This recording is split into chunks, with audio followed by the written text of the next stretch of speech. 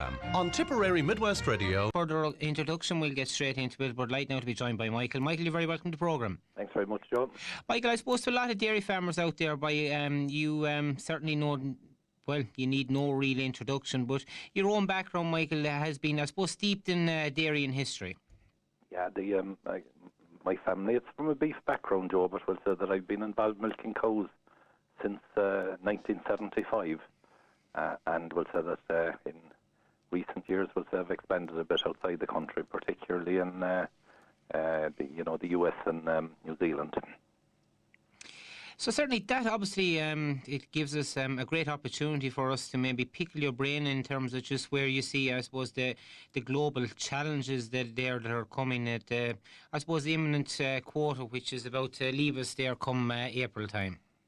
Well, I suppose it's a great opportunity, Joe will say, for Irish dairy farmers, that after 30 odd years of quota, will say that, the opportunity to now move ahead in our business. I suppose it's ironic that the year it's happening is probably the most, it's at the moment looking likely to be the most challenging year for milk price, we'll say, since 2009. If we look at the moment, we'll say that, the demand is kind of a little bit slow, and that the main players and the world export market, the States, New Zealand and Europe, they have all been, producing extra milk. So the supply and demand is not in balance at the moment. And I suppose the sceptics always really, I suppose, forecast this, Mike, if we want to be maybe, I suppose, critical of a certain aspect maybe of the dairying scene. Well, occasionally, Joe, you hear will say that, Ireland growing by 50%, that'll destabilise markets. I mean, Ireland produces something like 5.3 billion litres of milk at the moment. And globally, we'll say there's something like 740 billion litres. So even if we produce, we'll say that, even if over the next 5 years, if we produce 50% more, that'll be, a little over 2.5 billion litres. And the market on average, it grows at about 1.5 to 2% on 740 billion litres. So it grows at about 15 billion litres a year. So the idea of Ireland flooding the world market is ludicrous. It's just a nonsense. It's just, we'll say that it's just a combination of factors, that other and different reasons. Obviously, our industry, Michael, as I suppose a lot of our listeners are aware, has very much stagnated in recent years. Well, obviously, since the quota introduction in the 84 period. And I suppose, unfortunately, has come, too late for a lot of maybe good farming families that have been lost to that stagnation. Well, that's certainly true in the sense that Joe will say that, that there's there would have been a lot of young people who would have, because of the lack of opportunity, if you like, of growing businesses in Ireland and dairying, would have actually looked to other professions. But thankfully, over the last 3 or 4 years, we'll say that the intake at agricultural colleges and so on is way up. We'll say that. So I mean, there's a very strong renewed interest, but certainly, I fully accept your point, Joe. Will say that there has been a lost generation of young people to farming because of the quota system. But at the same time, Joe, I'd probably turn that around and I'd put a slightly more positive spin on it. That in 1983, when quotas came in, we were producing only slightly less than New Zealand. Now, in those 30 years, New Zealand has motored on, and they're now producing about 3.7 times, nearly 4 times more than we are producing. Now, I think we'll say that over the next 30 years, even if we're off to a difficult start for 2015, I would still be very optimistic that we'll have a dairy industry, we'll say that maybe 50% bigger in 5 years. But I mean, I think more importantly, probably 2.5 to 3 times bigger 10 or 15 years down the road. So I would, despite the short-term difficulties of 2015, I would very, very strongly encourage any young person who enjoys farming, to believe that there's a very, very good career in dairying ahead for anybody who wishes to go into it. Obviously, short term, you mentioned the challenge that are ahead, Michael, and I suppose if we can maybe just take it region by region, we'll maybe just start at maybe a European context at the moment. Obviously, increased supply, and I suppose the threat of a major super levy within Ireland and obviously within 2 or 3 other member states. Yeah, well, I think we'll say that obviously we'll say that anybody who's well over quota will face a very, very big super levy bill this year. And that'll be true right across Europe. So I mean that's down to individuals themselves to manage their own situation. And I mean a number of people have taken the decision to drive on and you know to get numbers up. So I mean they'd want to be conscious of that you know that there will be a big super levy bill and to budget for that, because the chances of escaping a big super levy, you know, for people over quota, it seems very unlikely at the moment, to be blunt.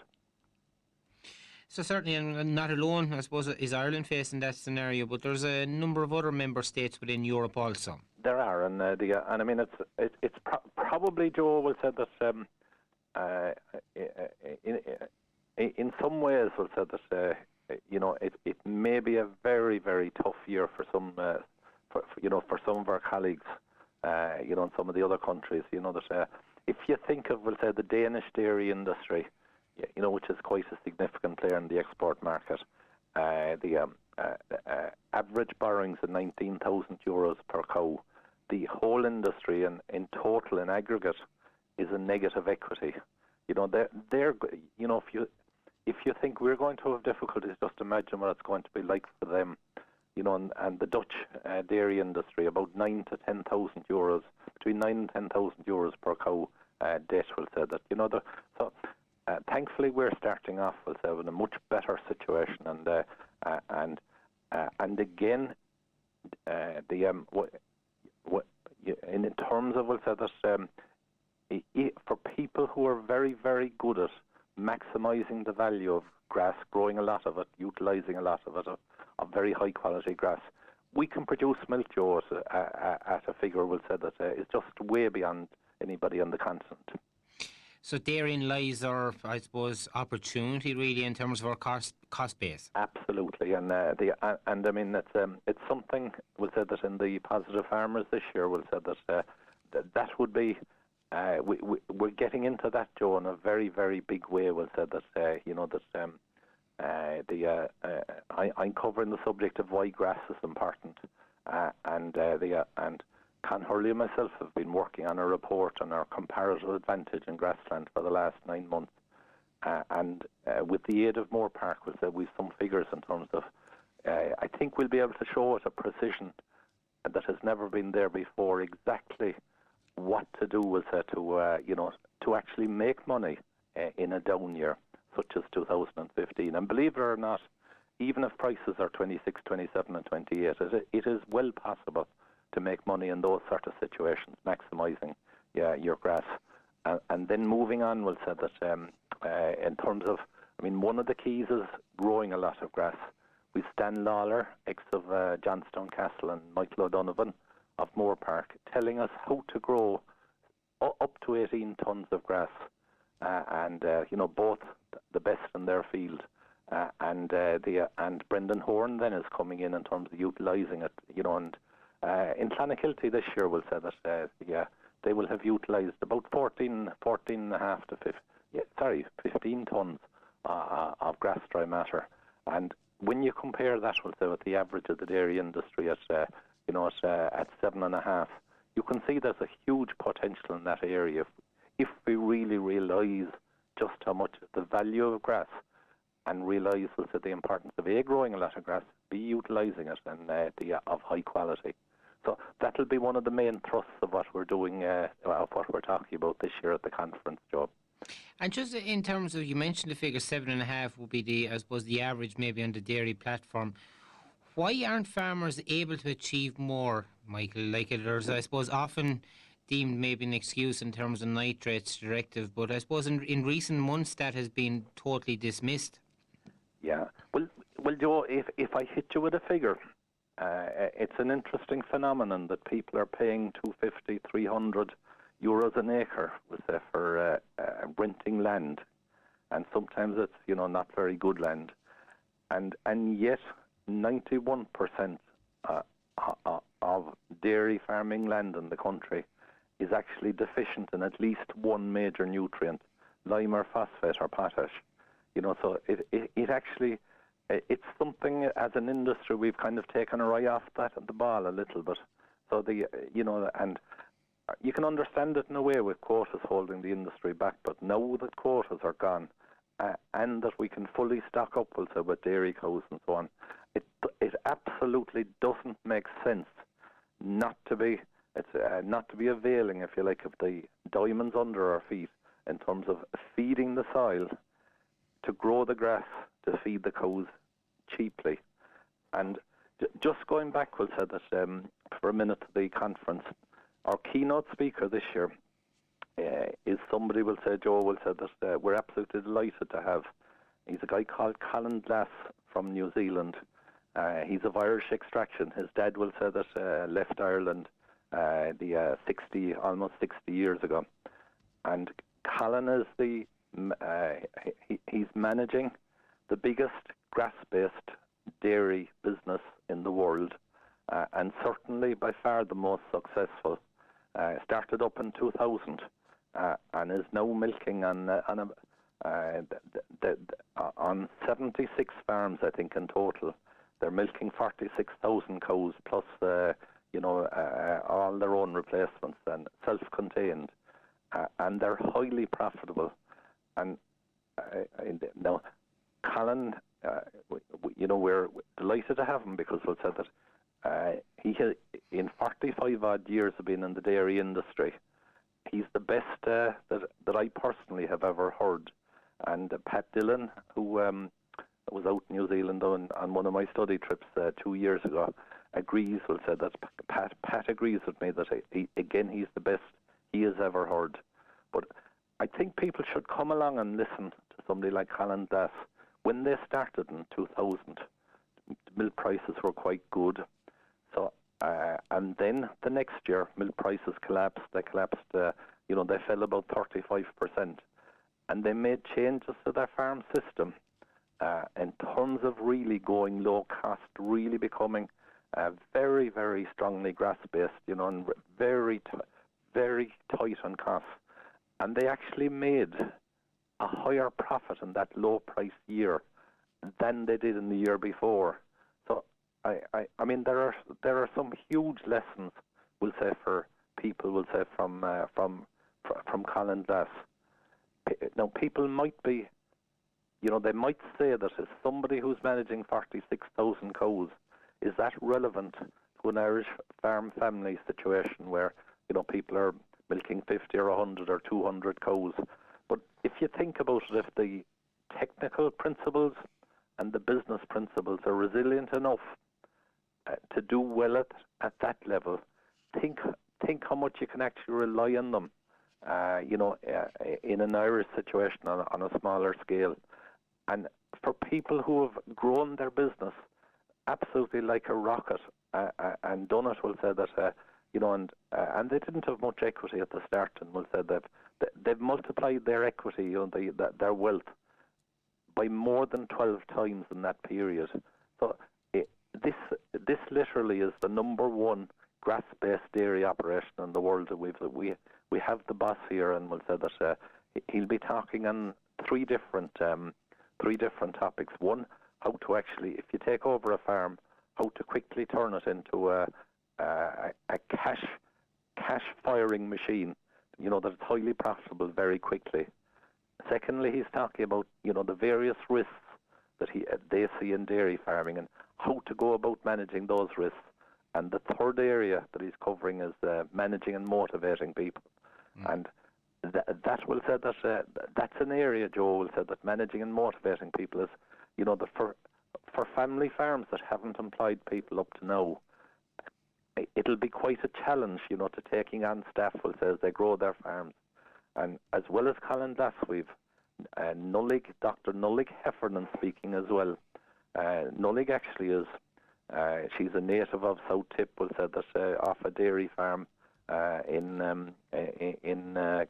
near Cashel, who's been working in England, and she's very, very, she's been working with some of the farmers over there, but mostly in the business here, and she's very, very good in that area. So so if you want to support one of your own, we'll say that that any of your farmers will say that Nullig is as good as I've heard in that area.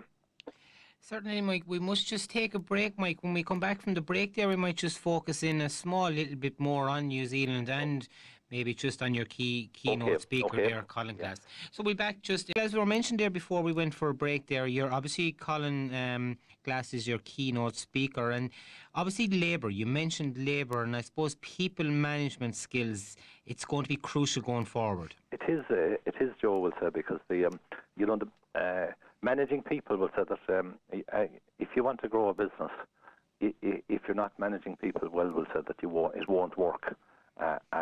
So you've got to learn how to treat people, and so that's the win-win situation. And you've actually got to think of and going back to the point you were making earlier, that because there was a missing generation of young people, there's not actually a huge supply of ready-made farm managers out there. So there's a lot of people they'll have to grow people on their own farms. So I mean, to learn how to treat, how to motivate, how to get good people, recruit good people, how to motivate them in terms of incentive, enthusing them, and it's virtually always better to treat people with respect and treat them well. And it's one of the things. I mean, as a race, we're pretty affable, we'll say. So I think farmers, with a little bit of effort, could actually do very well in this area. But they'd certainly get a few good pointers if they come along to the Clonmel Park Hotel on the 14th and 15th of January. Just talking to a number of Teagasc personnel who were just recently back from a study trip of New Zealand, Mike, and a lot of their, I suppose, feeling is that a lot of maybe New Zealand farmers have taken their eye off the ball in terms of being focused on grass growing. I'd agree 100%, Joe. It's not true of all of them, but we'll say that it's certainly true of perhaps 50, 60, up possibly even 70% of the industry. The better ones are still very focused on grass, and they're doing fantastically well. But of the other ones, if they've combined taking their eye off the ball plus getting into a high debt situation, there are some of those are now in quite a lot of difficulty. And and it's an area, we'll say, for people going forward. If people want to, I think the lesson we could take from it, from Ireland, is if you want to use debt, you absolutely have to keep your costs down. Use debt prudently, but we'll say that as we will demonstrate at the conference, we'll say that the percentage of grazed grass in the diet, you can actually predict the more part of a fantastic graph. We'll say you can predict the cost level, and we'll say that and setting it up, we'll say that so 50% of a cow's diet is coming from outside grazed grass. You're actually setting yourself up to fail, Joe, and you're setting yourself up to fail very quickly if you throw in a fair bit of debt on top of that system. So in terms of kind of a moment when the light switch comes on and people really understand the value of grass, I think we'll say that for many people it could happen at our conference, because we have more emphasis, particularly in the year that's in it. If people want to actually make profits in an absolutely down year, because 2009, 2015, they're the down years. If people can make profits in the down years, they will actually do extremely well on average over the cycle. Other areas in the conference, Michael, you're going to focus on? What other areas? Oh, the 3 or 4 other areas. Well, first of all, we'll say that we've delighted that we've Kevin Lane, the Chief Exec of the Irish Dairy Board, along, and he'll give us an up-to-date view, we'll say, of exactly where he thinks that the markets are at. Plus, also, we'll say that he will give a bit of a forecast as to what markets are likely to be are going. What does his prediction on what markets will be like after 2015? Moving on, then we'll say that disease risks when expanding. We have Rena Sayers of Moore Park. Farmers know Rena very well, but we also have an English couple, Andrew and Claire Brewer, who have expanded and from quite a small farm up to about 650 cows, but got severely blasted with disease along the way. So I think their experience, which they're very generously sharing, will be very good in terms of covering the area of, if you're buying in, when you're expanding and buying in stock, some of the things to do and not to do. Because I think it's, if you have a good herd health status, you need to be very careful in that area. In terms of the high fertility challenge, because absolutely hand in hand with grass goes, we'll say, the question of the calving your cows so that the demand of the cows best matches the supply of the grass. So in terms of having really compact calving, we have Linda O'Neill, who initially was a farm manager, but is now working with the LIC, and she's talking about the 6-week in calf challenge, and talking about an 80% in calf in 6 weeks. But we think that'll very quickly, that challenge very quickly will become 90% in calf in 6 weeks. And in terms of actually doing it in practice, we've Jamie Costin from County Waterford.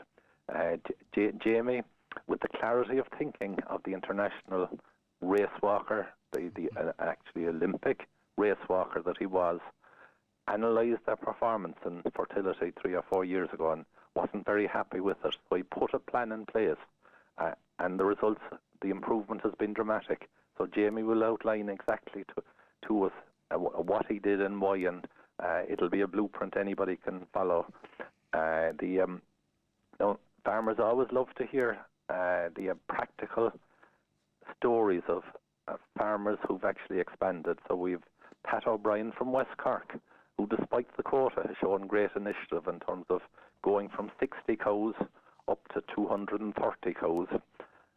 But also, that we have Robert Craig from Cumbria in England, and Robert has actually gone from, in the last 25 years, he's gone from 40 cows to about 900 cows. So that would be a useful trick, we'll say, for some of the people here to repeat over the next 20 years. Let's see, what else have we got? I suppose certainly, Michael, like when you're focusing on them themes, obviously farmers, what really, I suppose, captures their, I suppose, interest, obviously, is when they can relay it back to a farm who has actually, I suppose, put this practice, into play on their own particular holding. It's one of the things, we'll say, that the positive farmers, it's always about, we actually want speakers that the people who've been at the conference, when they're driving home after the conference, they can actually think, we'll say, that on the ideas they've heard, they will actually either put more money in their pockets, will make life a bit easier, or will clarify policy direction, we'll say, of what to do. And in our view, we'll say that if they haven't got that information, then we'll say that we haven't actually done our job, we'll say. But in terms of the response, and the best response, we'll say, that is the reaction of people. We can accommodate slightly over 450 people per day for each of the 2 days in the Clonmel Park. And the indications at the moment, Joe, will say that we're likely to be fully booked out. And if anybody is interested, I think we'll say they should, contact, go booking pretty quickly. We have a website, The Positive Farmers, or if anybody wants to just do it by phone, 087 10 42 43 7, and it's. So certainly with a number of key speakers and like obviously the topics, they're so relevant to I suppose the year that is I suppose about to encounter in 2015. Yeah, it's that's certainly true. And Pat Dillon is finishing off the conference. He's summing it up. We'll send he's giving a few key take-home messages from the conference. But I think the message Joe would say that we'd like to get out there is we'll say that certainly 2015 will be a rough year, but if it sometimes we'll say that it's when it's in a down year when prices are tough that it forces people to examine their business. We'll say that, and we've lined up the speakers. We'll say to do just exactly that.